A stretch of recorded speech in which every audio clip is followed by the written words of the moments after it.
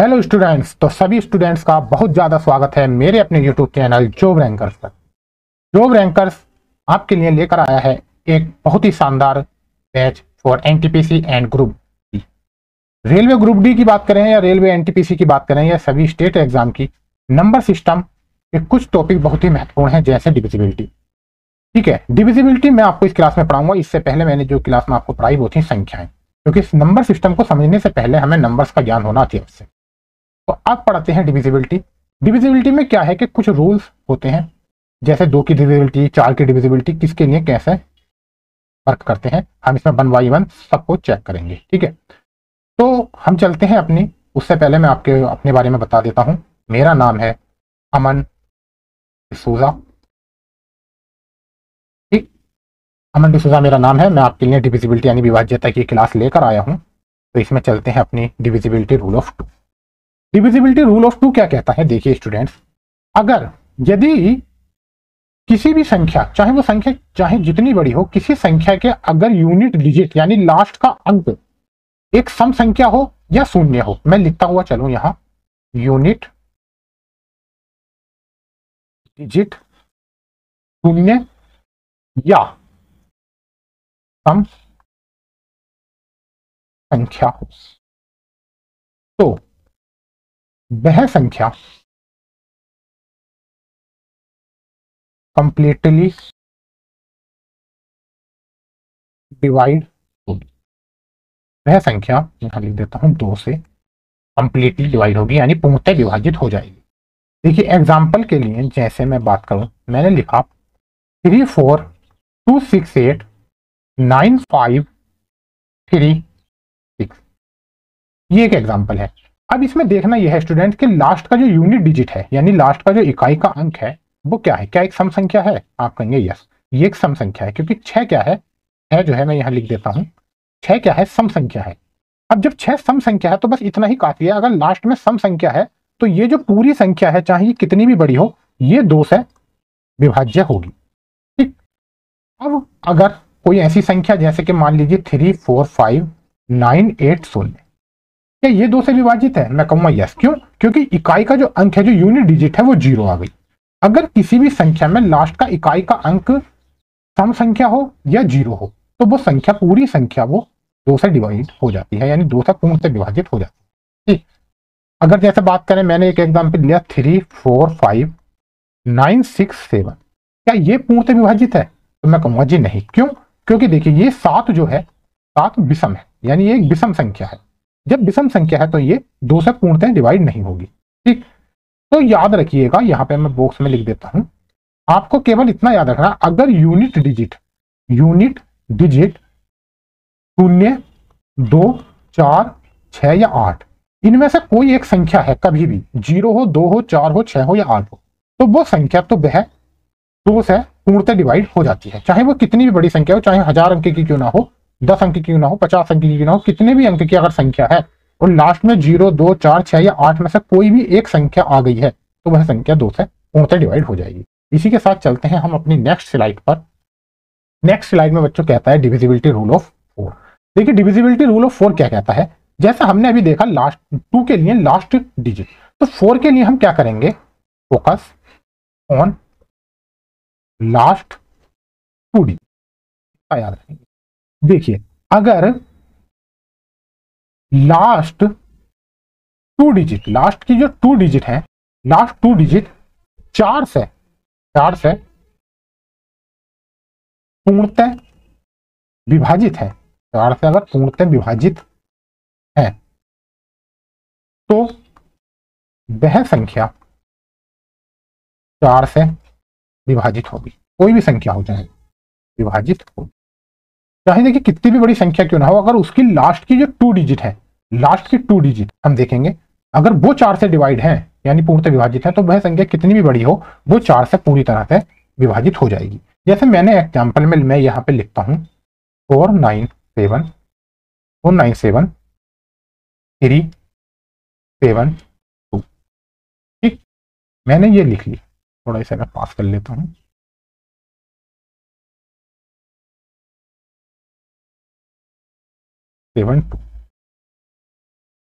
ये ये एक मैंने एक संख्या लिखी। अब स्टूडेंट इसमें क्या देखना, हमें पूरी संख्या को 1 बाई 1 4 से डिवाइड करके नहीं देखना कि पूरी संख्या 4 से, क्योंकि इसमें ये टाइम टेकिंग हो जाएगा। आपको क्या देखना है कि लास्ट टू डिजिट क्या है 72।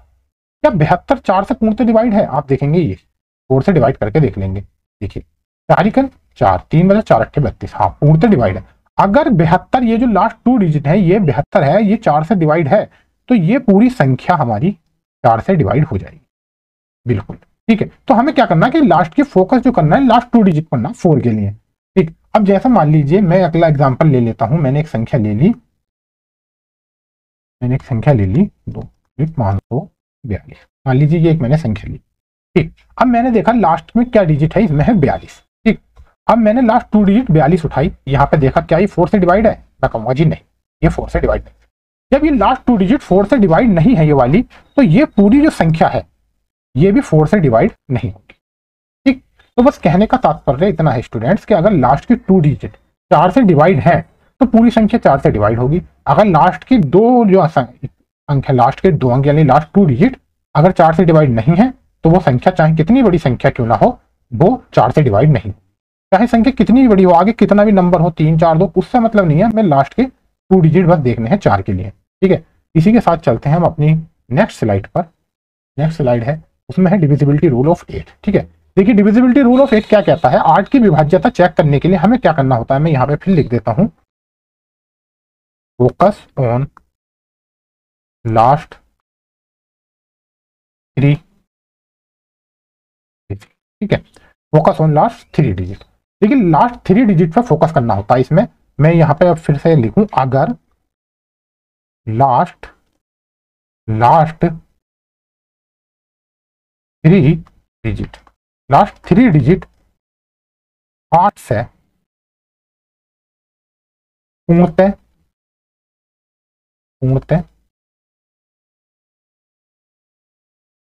विभाजित है, 8 से पूर्णतः विभाजित है, तो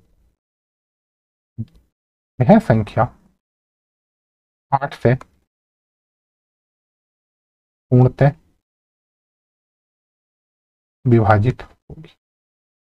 ठीक, देखिए जैसे मैं एग्जांपल पे लिखता हूं, मैं समझाता हूं आपको। इधर एग्जांपल के लिए मैं लिखता हूं यहाँ 1723488। मैंने एक संख्या ली। स्टूडेंट्स अब इसमें क्या देखना है कि हमें लास्ट 3 डिजिट क्या है 488। ठीक, हमने इसे 488 इधर ली। क्या ये 488 8 से डिविजिबल है? चेक करेंगे यहाँ पे। 8 8 छंग 48 बचा 2, पूरा हो गया 8 छंग 48, सॉरी 2 नहीं 8 छंग 48, 6 पूरा 8 का ना 8 यानी 61 बार पूरा चला गया। यानी ये जो है 488 हमारा 8 से कंप्लीटली डिवाइड हो गया। ठीक, जब ये लास्ट 3 डिजिट हमारे 8 से कंप्लीटली डिवाइड हो गए, तो ये संख्या चाहे कितनी भी बड़ी क्यों ना हो, ये पूरी संख्या ये जो है 1723488 ये 8 से कंप्लीटली डिवाइड हो जाएगी, क्योंकि लास्ट 3 डिजिट हो गए, इसलिए पूरी संख्या को चेक करने की जरूरत नहीं है। पूरी संख्या चाहे आप चेक कर लीजिए 1 बाई 1, ये 8 से कंप्लीटली डिवाइड हो ही जाएगी। ठीक है, जैसा मैंने एक संख्या मान लीजिए, दूसरी संख्या मैं लेता हूं एग्जाम्पल के तौर पर, मैंने लिखी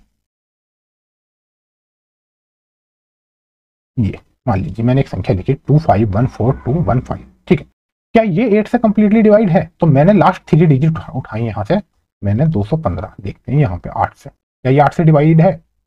8 दूनी 16, 8 या 24 ज्यादा होता है, 8 दूनी 16, 16 5 बचे, यहाँ 55 आ गया, 8 सत्ते 56 होता है। तो ये कंप्लीटली डिवाइड नहीं है, क्योंकि 8 पंजे 40, 8 छंग 48, 6 फिर पॉइंट के बाद कुछ आएगा जो भी हो समथिंग। ठीक है, तो क्या हुआ कि ये कंप्लीटली 8 से डिवाइड नहीं है, लास्ट 3 डिजिट कंप्लीटली डिवाइड नहीं, तो ये जो पूरी संख्या है फिर हम निसंदेह कह सकते हैं कि ये 8 से कंप्लीटली डिवाइड नहीं हुई, क्योंकि लास्ट 3 डिजिट कंप्लीट डिवाइड नहीं हुई। जब लास्ट 3 डिजिट नहीं हुई तो पूरी संख्या कभी भी डिवाइड नहीं हुई। ठीक है, अब मैंने बताया आपको 2 की डिविजिबिलिटी, 4 की और 8 की। देखिए इसे स्टूडेंट आसानी से याद करने के लिए इसमें क्या कर सकते हैं, देखिए जैसे मैंने कहा 4, मैंने आपको सबसे पहले डिविजिबिलिटी बताई 2, फिर मैंने बताई 8, मैंने 2 4 और 8 आपको ये डिविजिबिलिटी बताई। देखिए 2 को हम पावर में कैसे लिखते हैं, 2 की पावर 1, 4 के लिए हम 2 की पावर 2 लिख सकते हैं, और 8 की पावर हम 2 की पावर 3 लिख सकते हैं। ठीक, अब क्या होता है कि जैसे 2 की पावर 1 है, तो यहां पे जो 1 यानी यूनिट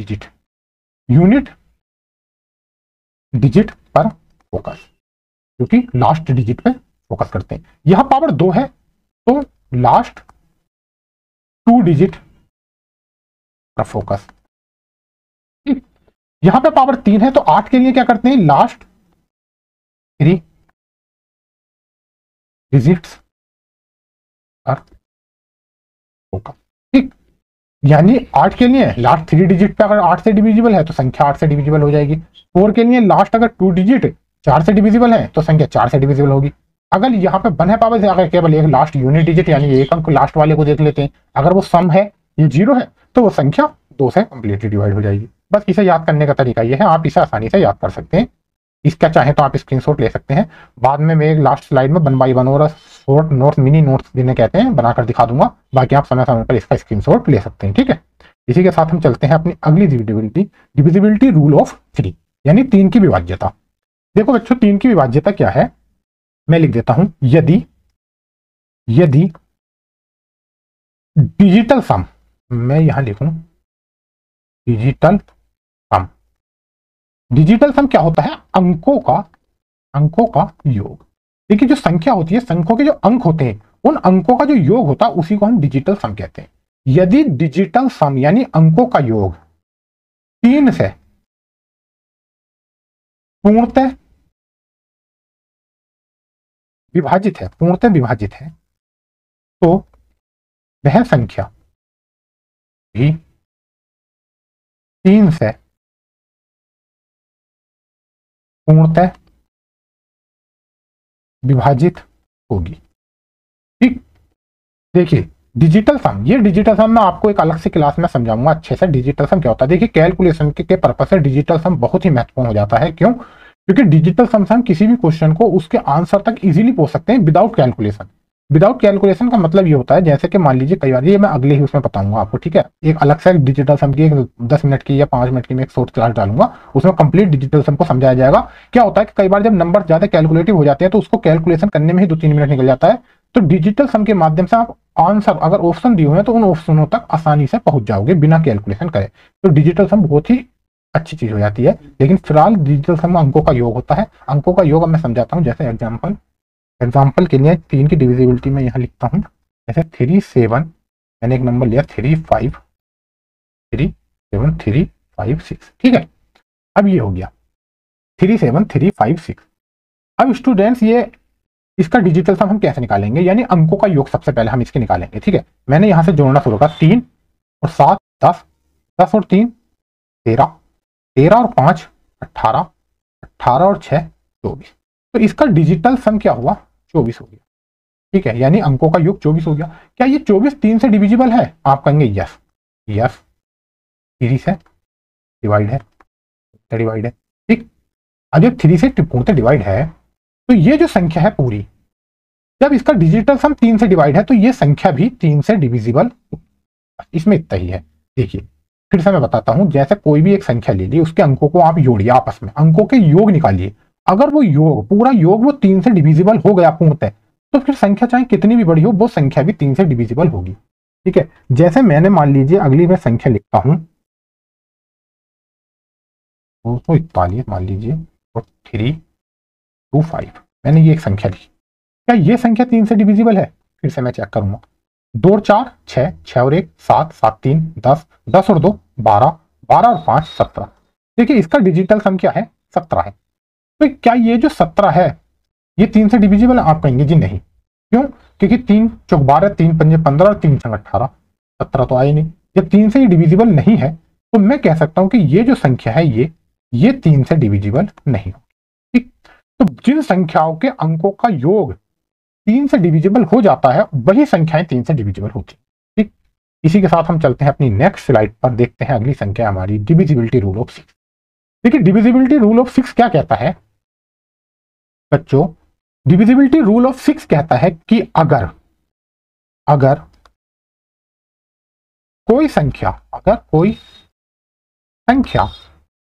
2 तथा 3 दोनों से, याद रखना यहां पर केवल एक से नहीं, दोनों से, यहां ब्रैकेट में लिखना, कोई संख्या 2 तथा 3 दोनों से पूर्णतः विभाजित है,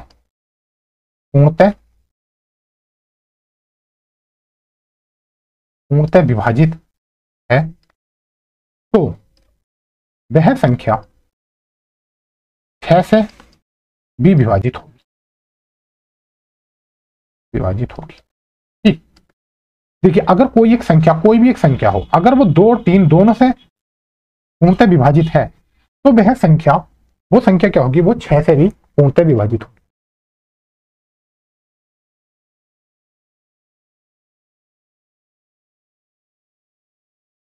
जैसे मैंने एक संख्या लिखी है, एग्जांपल लिख लेता हूं यहाँ पे।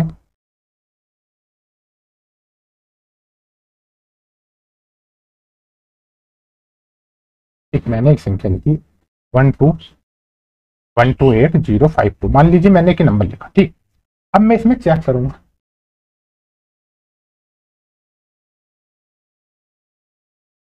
मैं इसमें चेक करूंगा लास्ट। ठीक है, क्या ये संख्या 2 से डिविजिबल?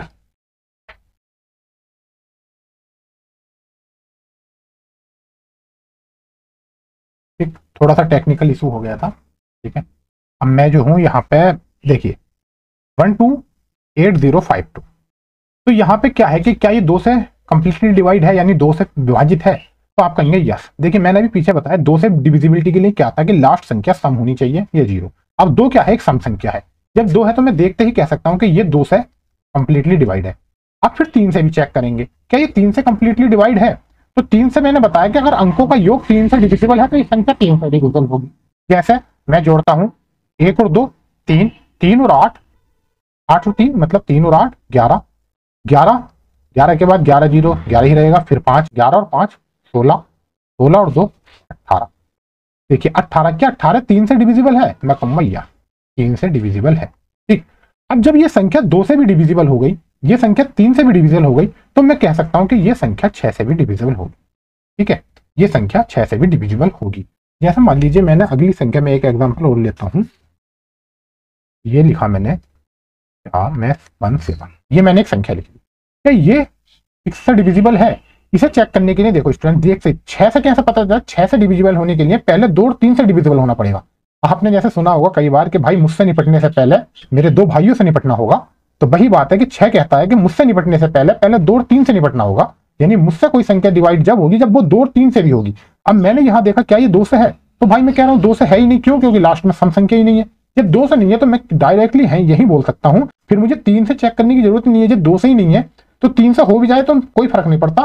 क्यों? क्योंकि 2 और 3 दोनों से ही होनी चाहिए, तो जब 2 से ही नहीं है तो ये 6 से भी नहीं होगी। बस इसी के साथ हम चलते हैं अपनी नेक्स्ट उस पर स्लाइड पर।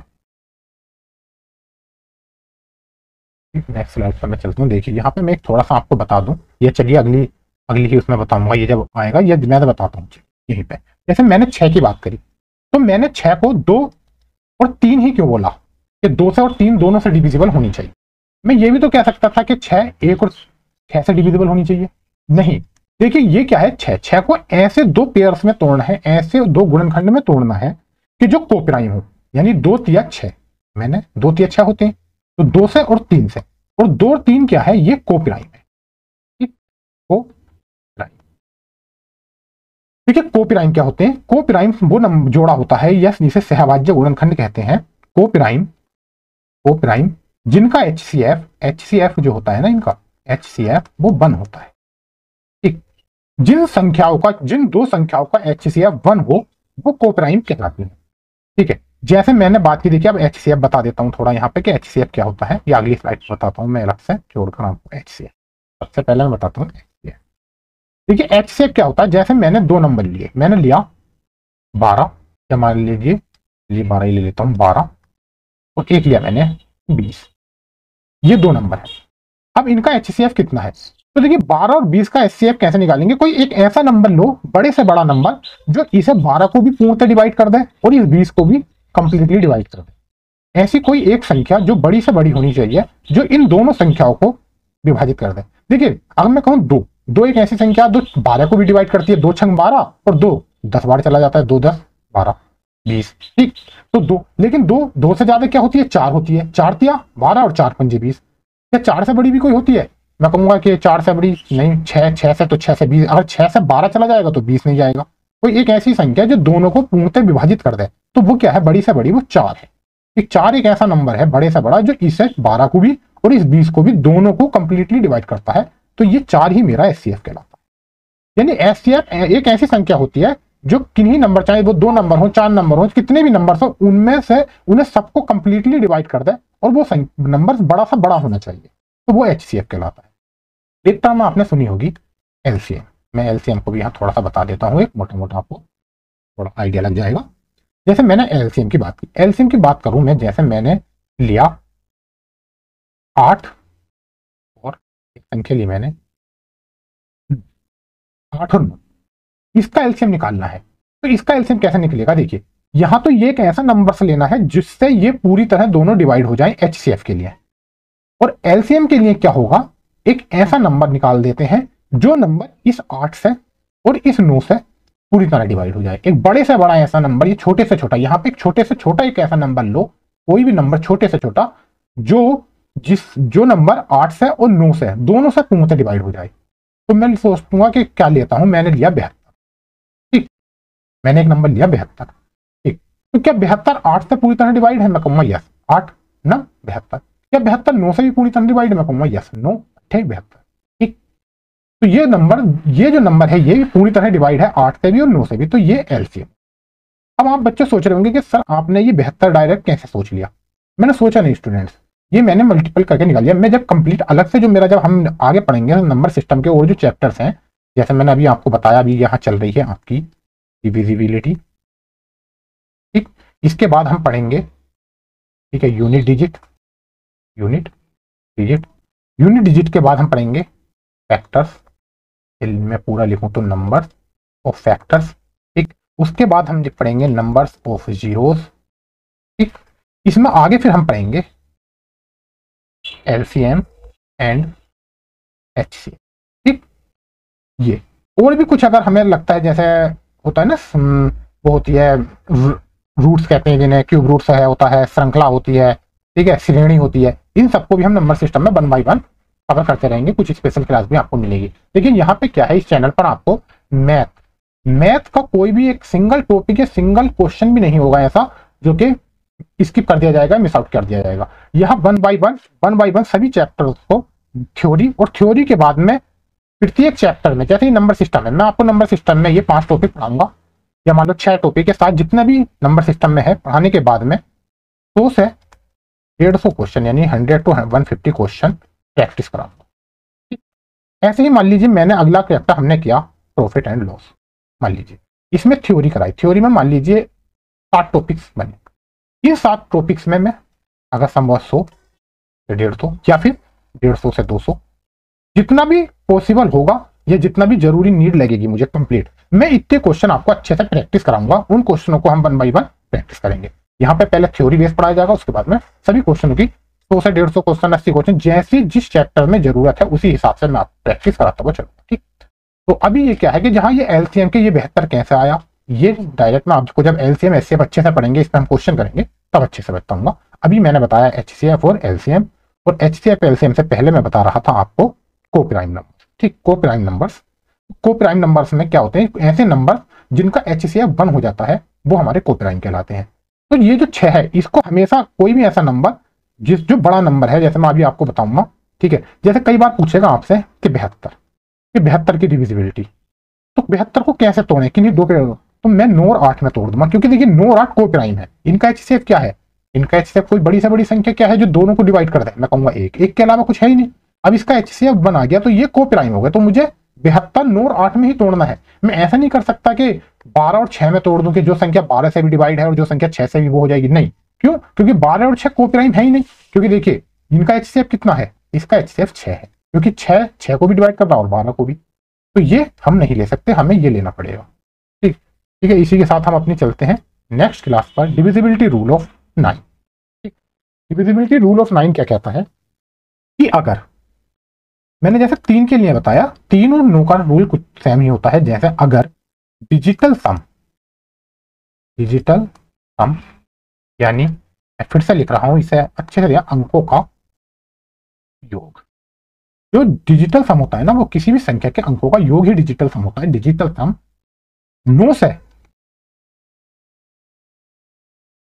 कंप्लीटली डिवाइड है, कंप्लीटली डिवाइड है, तो वह संख्या 9 से कंप्लीटली डिवाइड होगी। ठीक, अगर कोई संख्या है, कितनी भी बड़ी संख्या हो, अगर उसके अंकों का योग, यानी जो उसके आपस में अंक है, उन अंकों का योग यानी उसका डिजिटल सम 9 से पूर्ण से डिवाइड हो जाता है, तो वो संख्या भी 9 से डिवाइड हो जाती है। ठीक है, यही 9 का रूल है, यानी यही डिविजिबिलिटी रूल ऑफ 9 कहलाता है। जैसे मैंने एग्जांपल में, यहाँ में मैं एग्जांपल लिख लेता हूँ। एग्जांपल में मैंने लिखा 21739 चल रहा है,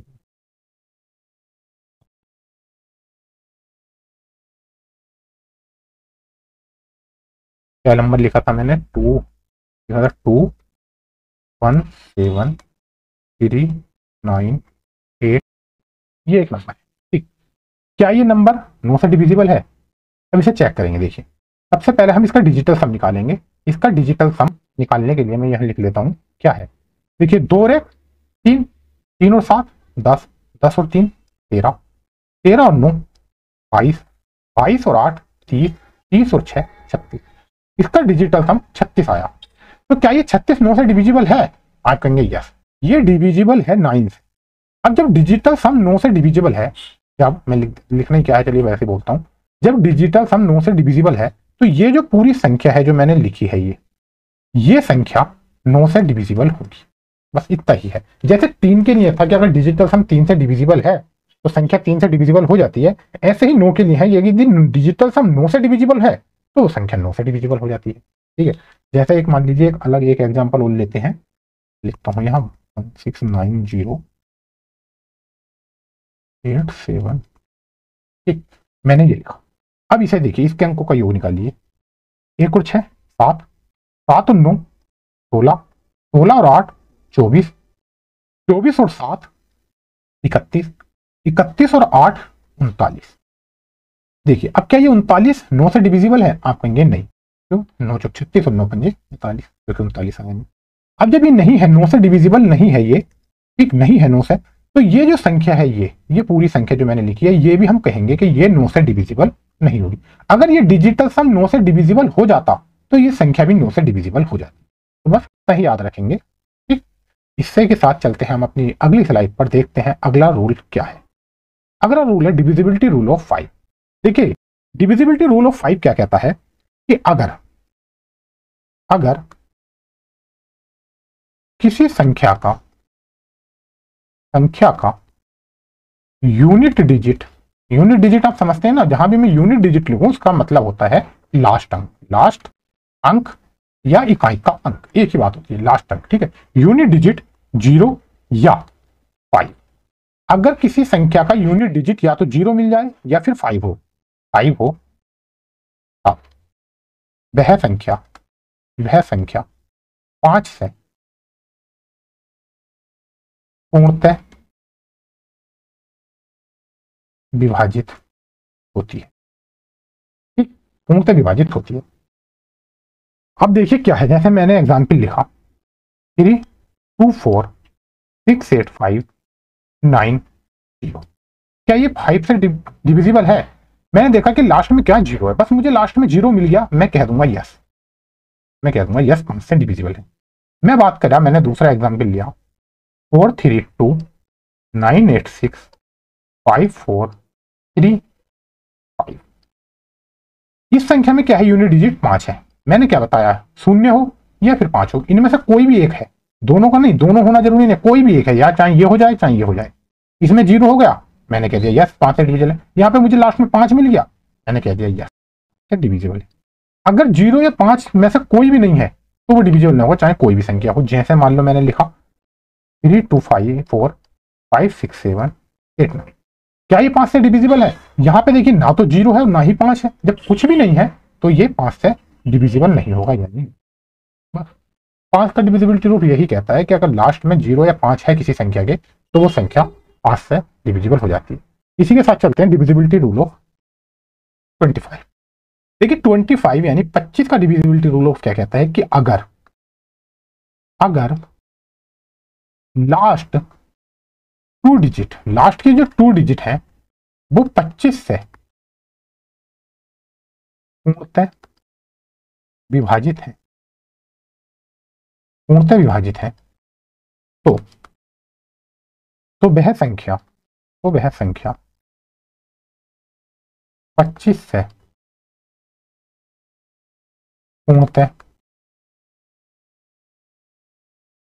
विभाजित होगी। ठीक है, वो संख्या 25 से पूर्णतः विभाजित होगी। जैसे मैंने एग्जाम्पल के लिए मैं लिखता हूं 8803575।